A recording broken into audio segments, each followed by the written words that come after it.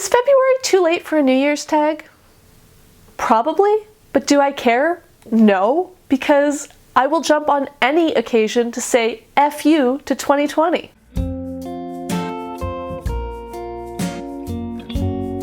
Hi everyone, Rosie here. Welcome back to my channel. I was tagged by Amrita of Amrita by the Book to do the FU 2020 tag, and yeah, I'm really keen to say FU to 2020, so let's dive right into these questions. Share some good stuff that has happened in 2020 and some bad stuff if you want. I'm doing the bad first because I always like to get the bad news over with first. I've now gone longer without seeing my family than I ever have before, which is obviously something that was bound to happen at some point in my life, but it does sort of very much feel like Sam taking that one step and saying, if I take one step further, I'll be the furthest from home I've ever been, and I've been feeling that this year. My best friend was supposed to get married in May, and obviously that couldn't happen and I couldn't be there, and that was heartbreaking because I've been looking forward to being there and watching her get married and standing up as her maid of honor for so long. On a slightly more jokey but still bad note, I have lost all ability to function in human society. I have no idea how I'm ever going to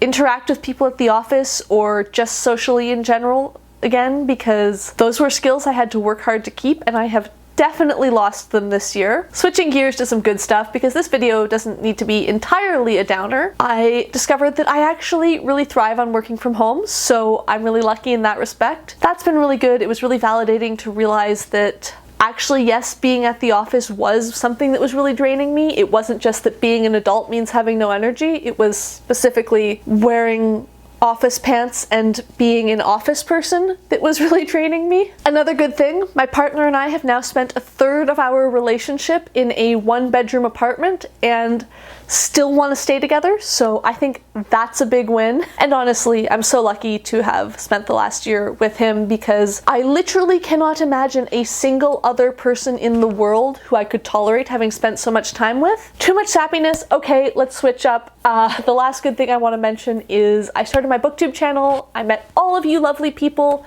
Has been such a wonderful addition to my life, and I'm so excited that this happened. So that was a pretty good thing. I probably never would have thought to try this if it hadn't been for the time freed up by 2020, and I'm gonna be grateful for that for a long time, even if it came out of a very terrible place. Question 2. What book did you love at the beginning of the year? I'm choosing The Invention of Nature, Alexander von Humboldt's New World by Andrea Wulf. I actually started this one at the end of 2019 and then finished it in January 2020. It's about the German scientist Alexander von Humboldt, who worked at the end of the 1700s and beginning of the 1800s, and his work really reshaped how Europeans viewed the natural world. He was the first European scientist to suggest that maybe nature is sort of a big interconnected system that's all interdependent and linked, as opposed to just things functioning separately, which was at the time kind of radical. This book was fascinating and informative, and at places terrifying, when he was noting in 1802 about the effect of human agriculture on the environment. On the whole, this was a fantastic book and I absolutely loved it. Question 3. A book you were looking forward to that ended up being not great. I'm so sorry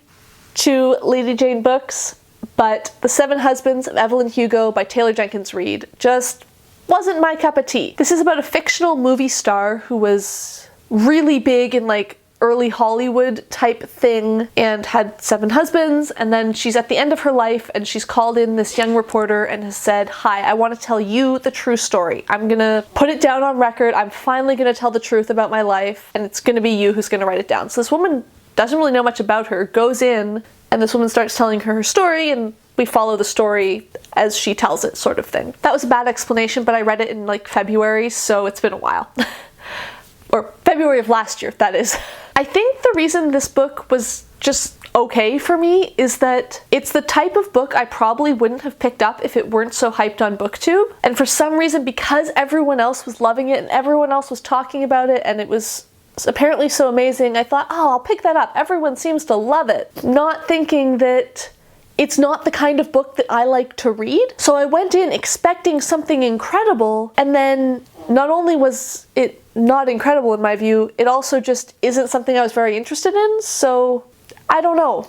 I just didn't feel like this one lived up to the hype for me. Question 4. A book that surprised you this year. For this one, I've chosen The Song of Achilles by Madeline Miller. which is a retelling of the story of Achilles and the Trojan War from the point of view of his best friend slash lover, Patroclus. I always pronounce that name wrong, and I'm sorry. This one was sort of the exact opposite experience as Evelyn Hugo for me. I hesitated. I didn't read it for years because everyone said it was so amazing and I was afraid I wasn't gonna like it. The more hyped I heard it, the more I was like, well, I can't read it because what if I hate it? But then I read Circe and I absolutely adored Circe, so I thought, okay, well, I like Madeline Miller's writing. I'm gonna try Song of Achilles, and I loved it. I got so into this story. I was so invested in these characters. It was just a blast to read. So that was a real surprise. Like, I don't know why it was surprising. Everyone loves it for a reason. Everyone loves it because it's good, but I'm always just really scared when books are really popular, so actually loving it made me really happy. Question 5. A book you like but no one else does, or talks about enough. This one definitely falls in the camp of talks about enough. I don't think I've ever seen anyone dislike it, I've just never seen anyone else talk about it. And it is Moccasin Square Gardens by Richard Van Camp. I talk about this one a lot, including in my 2020 favorites video, but it is a short story collection set in a small town in the far north of Canada, and it's just delightful. Van Camp captures the small townness of it so perfectly. It is so emotional and funny and just awesome. And actually making this list reminds me that I need to read more of his writing because I was a huge fan and I want to read his backlist now. Question 6. A book you want to come out already this year in 2020. I have to pick Milk Blood Heat by Dantiel Moniz. This is a short story collection that I talked about in my January wrap-up, which I will link up here. It's beautiful and raw and evocative and visual and so intense and just really incredible book. It actually just came out at the beginning of February on February 2nd, and I adored it so much. So while I wasn't super anticipating this book because it was her debut collection and I hadn't read anything before I read the e-arc of this, so while I wasn't super anticipating this book, I am now so excited to see what she does next, because no matter what it is, I'm in, I'm a fan.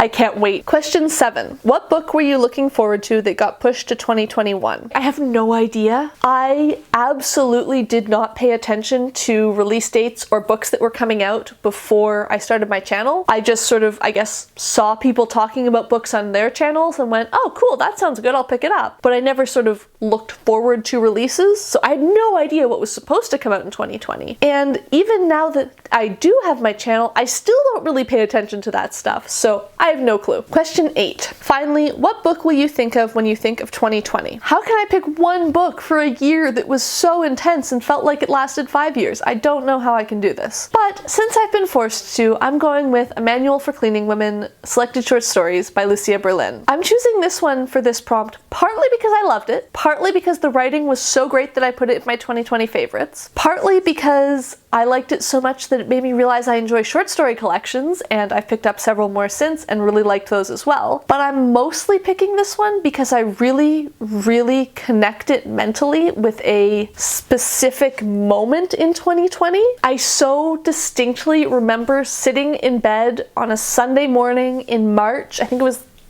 maybe the second weekend of lockdown type thing, maybe the third. I had the curtains open behind the bed so I had sunlight streaming in. I had a nice pot of tea on the bedside table and I just sat in bed all morning reading this book. I don't quite know how to put into words, but that experience and that moment when I was reading this book felt like the first moment where I was starting to let myself go, okay, how do I adapt to this? How do I don't want to say adjust to the new normal, but like, I can't be in state of tension about the pandemic 24/7. I need to start doing things that are going to let me calm down a little. I need to figure out how to get back to things I enjoy. I don't think I'm explaining it well because this isn't a memory that has words associated with it exactly, or it's just a feeling, and I'm bad at putting my feelings into words. There's a reason I'm a reader, not a writer. I know this is a New Year tag, but I think it's a really good one, and I guess it's only February, maybe people will still want to do it. I totally understand if you guys that I'm tagging don't want to, and if you do want to do this tag but I'm not tagging you, please consider yourself tagged. But I'm going to tag Katie from Katie Reads and Rants, Kim from Bookmarks and Breadsticks, and Melissa from Fully Booked. I love all of their channels. They'll be linked down below. Make sure you go check them out. As always, if you like this video, please hit the like button down below. If you would like to see more of my videos, please hit subscribe, and thank you for watching.